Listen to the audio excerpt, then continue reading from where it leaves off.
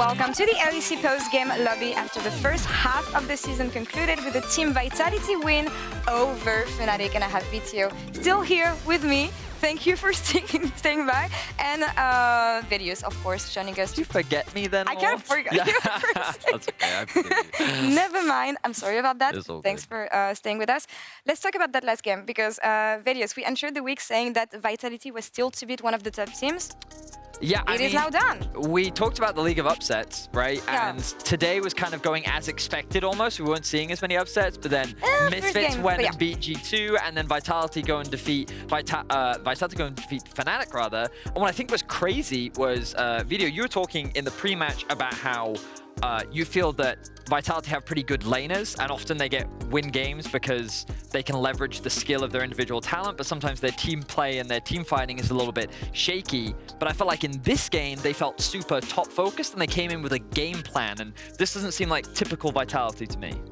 Yeah, I mean, I think these games are such a good top lane matchup for Alphari, and he's really good on GP, and he showed it during the game. And then they just focus on top, play only mid jungle, jungle top 2v2, and then they can just snowball from that. And yeah, I think that's what they show, and they play really good on that. I think it's fair to say that he's not touching Gangplank ever again this season. But we talked yesterday, Vedius, about the fact that Fnatic was more top focused lately with Razork and Wonder just basically being the main focus for the team. Vitality understood that, and this is where they struck tonight. Well, so it's funny, and it's very convenient that we have Razork here because when Vetheo, rather. Vetheo, yes, sorry. Because I was thinking when Razork played with Vetheo, you guys were a very top side focused team, right? It was mid, jungle, and then Hirit in top lane as well. And like typically we saw that top side focus. And then when we see Razork moving over to Fnatic, he has to learn to play more of a bot side focus style. And then this split, he played more top side focus. But often when I look at Razork, I consider him a very like feast or famine jungler. He's someone that's either super proactive and gets things done in the early game, or sometimes he falters and struggles and he can't translate that into mid game. Do you find, based on your experience with him, that that's true, or do you think that my assessment of him is a little off? I mean, I think Razork is probably one of the most proactive jungle in early game. He always like find new passing. I think he's really good at finding the best passing in the meta and finding like a way to set up a gank during his passing, and yeah, I think that's one of his biggest strengths, to not like full clear, then do scuttle base, then full clear again. He always tries to be proactive early game, and I think that's what he's really good at. Yeah. And I think we did see that in their attempts today with Fnatic too, because we saw a lot of those repeat ganks top. A lot of the fighting was actually just the 2v2 top side of the map, right? But it was Vitality that was coming out ahead. Fnatic's shining light was their bot lane, of course, getting a 2v2 kill. But Alphari kind of broke it down for us in the interviews, where they just kind of were very aware of how to play around the strengths of Fnatic's comp. So huge props to Vitality, a really big win for them, especially when we think about how competitive our season is right now. Yeah, really big win for Vitality, but also super sad week for Fnatic going 0-2 here, Vedi. Yeah, I'm quite shocked.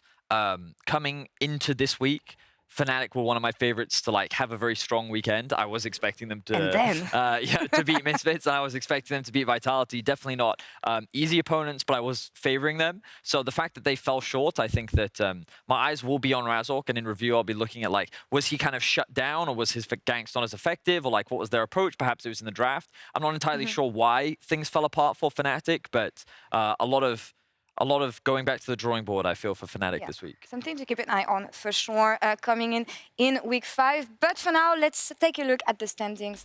Mid-season check-in, I want to say we entered today with like a crazy standings. 5 and 4s, Laure. And it hasn't changed so much. I mean, we have Rogue on the top of the standings. BDS still struggling in the league. But everything is up in the air for the rest of the teams, I want to say. Yeah, Vetheo, were you expecting it to be this close in summer, or were you expecting it to be more top-heavy? I mean, if I don't like take what I expect from my own team, I think the results are, I don't really expect that. Of course, I saw that G2 will be really, really good and probably the best team. But after that, I think it's more close to what we can expect after spring. Just Mad Lions change their dynamic and their mid laner, so they are doing way better this split. And yeah, Excel being really good especially on the first weeks.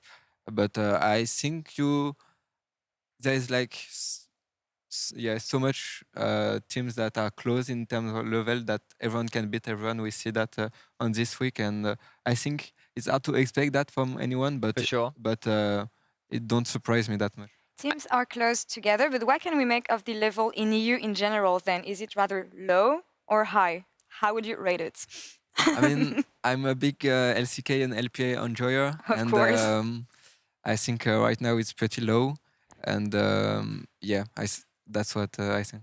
Yeah, I think it's fair to say that like whenever a league is hyper competitive, especially when your top side is being beaten by the bottom side of the standings, there's always going to be question marks and rooms because it's basically leaving opportunities open for teams to be able to exploit, which is never really good. But I also recognize that it's halfway through a split. We just came off the back of a break. I know that half the teams took a break, like a full reset, like other teams practiced. So a part of me is also not surprised that we had these type of results, because were you guys practicing throughout the break, or did you guys take some time off? I mean, I think we took like 3 days off and then we started streaming again. And so, like, again, I think it's one of those things where we're kind of seeing the results of the teams that really put a lot more focus into making sure they were ready for week 4 versus those that took it a little bit easier. And I expect things to normalize a little bit more as we get closer to playoffs. The question is, in what direction? That's I can't really predict, because honestly, I was expecting Misfits to stay at the bottom of the standings, and now they're on a 5-game winning streak. So yet again, they're rising. And yeah, playoffs hope is alive. But staying on the league as it is, I want to focus on who might be the mid-season MVP here. We have several candidates, I feel. My preference has to be Nisqy. I love what he brings for the Mad Lions, but of course, there's so many players that we can mention, Vedi. Yeah, I mean, I think Nisqy is a very valid option, especially when you think about MVP, because when we think about Vetheo for MVP last split, admittedly, he was the best performing mid laner in terms of his consistency and carry potential, but it was also just the impact that he was providing for Misfits, right? The fact that he alone was put in like this pedestal as being a superstar carry was something that many other players couldn't rival in the league. And when I think about our league right now, Nisqy came into a team that finished 7th last split. Already you can see the early game, the decision-making, the impact, and we've heard about the shot calling that exists in that roster. Like, it's very clearly apparent. I think that if you just want to look at raw skill, though, a player like Comp is someone that you have to take into consideration. You can also look at a player like Larson, who, after a struggling week 1, I think continues to perform extremely well, too. Markoon? Markoon is another one. Like, are there any players, like, think about Misfits, too. Is there anyone on your team that you think really stands out as, like, an MVP candidate? You can quote yourself. Can say you. I don't think me this split, but I mean, it's hard to forget first week. So I think, you know, if you take like the whole split in 8 weeks, it's way easier to like forget 1 week than only 4 weeks. For sure. But I think it's just everyone playing better, I feel like, and not like one player really standing. That's fair. Okay. And in the league in general, do you have any inputs? To be honest, I will say I'm really impressed by Rogue bot lane. Yeah. I think they are probably the best bot lane right now, and yeah, I think they might be MVP contenders. Yeah, I think that's fair. And I mean, like, generally, you look towards the top of the standings. You know, we see Rogue, Mad Lions, XL, that Fnatic. Makes sense. But of course, it's harder because of recency bias, right? And as Vetheo says, it's hard to just forget a certain week, of course, because when you look at XL's beginning, if you ignore this week, you can be like, oh yeah, Markoon is a really standout. Their bot lane has also been really impressive. Maybe you put them in the conversation too. But XL, Fnatic, G2, due to their recent struggles, it's hard to put them in that conversation. So I think that our like suggestions of Nisqy, Comp, very valid. All right. And mentioning the playoffs overreactions, of course, because I know that Quickshot has been mentioning that during the interviews throughout the weekend. But yeah, give me your bottom 4 of the teams that won't make it to playoff based on progressions of the teams we've seen so far, and maybe some of them falling off this week and over the past 2 weeks. Who are you asking first? You. Okay. Well, I would say that with a lot of confidence, BDS won't make it. Purely based on standings, I'm still not going to have faith in SK. I do not think that Astralis will make it, which means that there's one team out of those 7 that will not be able to qualify. And based on future trajectory, my gamble would be that Vitality wouldn't qualify. Oof. But that's because I've lost a lot of faith in Vitality. Yeah, except today, of course. But yeah, that's the thing. And then today they win. So based on recency bias, I wouldn't say that. But yeah, Vitality is the one I probably have the least faith in long term. That's what I have to ask you, even though I know it's super hard for you I mean, being one I of have these to teams. trust me and my team, so I can't. Of course. I can't say that we won't make it. But I think BDS, SK, and Astralis are the most likely to not do it. But I won't be really surprised if they make it. Yep. I mean, I will be like so surprised if G2 don't make it. I think they will. I think that they're a bit like, yeah, it's hard after MSI because they're the only team that didn't take a break and they played so much game during MSI that they're maybe a bit burnout. But it was, I mean, I think it was pretty much the same with Mad Lions last year. Yep. So I think they will make it. And with all the team, I would say, yeah, Vitality or Excel. I think Excel can maybe be a bit worse, especially if the meta shifts. That's fair. But I would say most likely Vitality. One last question about G2, because you were mentioning them, and I know that at the beginning of the day, Vedi, we asked if we should be worried about G2, given the last 4 games we saw from them now. Should we be worried? No. No? Still not? Okay, they're going to pop up in playoffs anyway. The problem is with G2 is like they will always do things like this during a regular season, and I will continue to remind people that they finished 4th at the end of the regular season, literally last split. So it's just hard to count them out. And like I think Vetheo is echoing that sentiment, right? Where it's as a roster, as a team, like they look bad right now, but I expect them to fix things and get better. All right, as we are on the topics of good performing players and we have Vetheo with us, on PGL, I want to bring up the key player of the game leaderboard, where once again, Vetheo is leading with 4 wins. The fans love you. I mean, I think since last summer, it's a bit, I think I got the most last summer and this spring, but I think that's... OTP bias. Yeah, I mean, I think that doesn't really show much about the performance. I think I don't deserve that much for sure, and for me at least it doesn't matter anything. So I don't because it's like most fans vote and there's like really few people voting, and most of the time it's like the most famous player. So I don't really count that. Is there anyone you want to shout out then on your team? Because like for me, I think Mercer is someone that, considering where he started to where he is, I think has made a lot of growth. But I'm curious if there was someone that you think has really kind of stood out, especially in your most recent wins. I mean, I think in our last 5 wins, I don't see really a player that didn't play good in these 5 wins.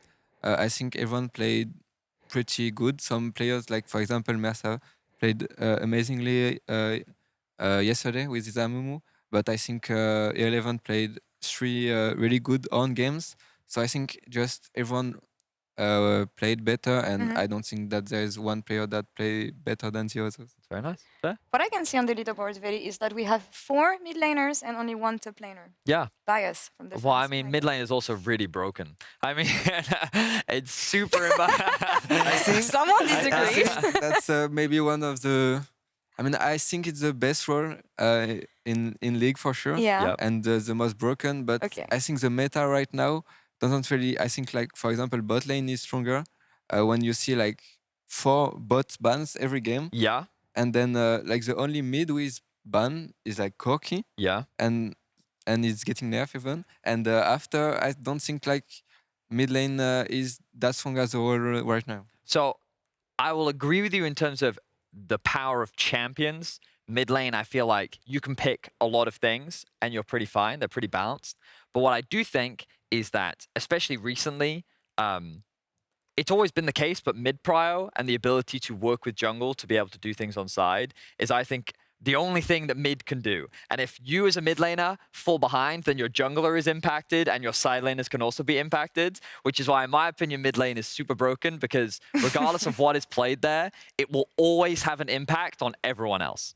So if Vetheo gets screwed, his bot lane's getting dived. I mean, we saw that during the first week, I guess. So that's super fair to say. But okay, let's move forward to week 5, because we will be back Friday with the start of the second half of the season, and the race for the playoffs is officially on. Misfits will play Excel, 2 teams with very different trajectories, because you guys are riding the momentum right now. when on the other side, Excel has been falling off quite a bit this week, Vedi? So obviously, you're going to tell me that you're going to win. Yeah, for sure. Because that's what every pro player tells me. So instead, let's look at like Rogue versus Fnatic. Do you think that Fnatic, and actually Fnatic, G2, the teams that have struggled, do you think that they will fix their issues?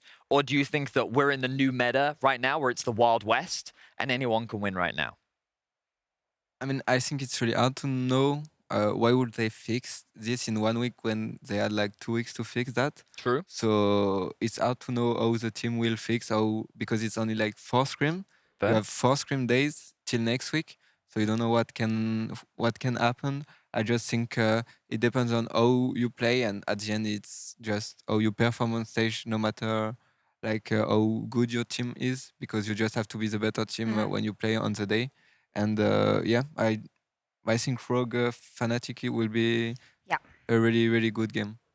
Yeah, and I think it has to be given, especially. I will be looking at the team fights, especially for this game, and maybe a comeback for Fnatic, but that's a story for another week. That's all for us tonight. Vincent, merci beaucoup. Thank you so much for joining us. And I forgot your name again. I'm so bad. Vedi. Bonjour. Thank you. I'm sorry. You were amazing. Oh wait, I've forgotten. I only remember. Oh, can you flex your French a bit? No. Je m'appelle Vedius. Perfect. Your name is Vedius. I should remember that. Thank you so much, Vedi. Vincent, thank you again. And thank you all for following this weekend. We'll be back on Friday. Have a good night. Enjoy your weekend. Bye-bye. And see you next week. Vedius. Vedius. Vedius. Vedius.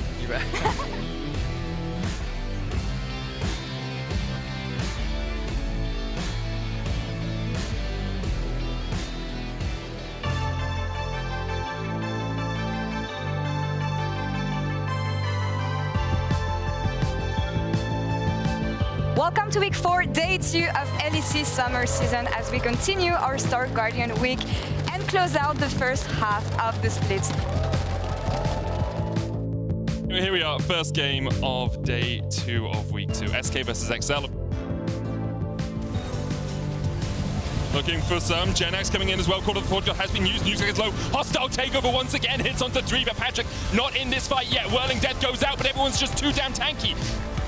SK claim their first perfect week of summer. And that's beautiful to see from a team that's been struggling.